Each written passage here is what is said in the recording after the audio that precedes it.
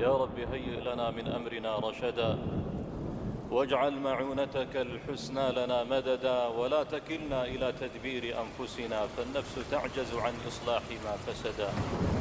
أنت الكريم وقد وجهت يا أملي إلى جنابك قلبا سائلا ويدا، وللرجاء ثواب أنت تعلمه فاجعل ثوابي دوام الستر لي أبدا.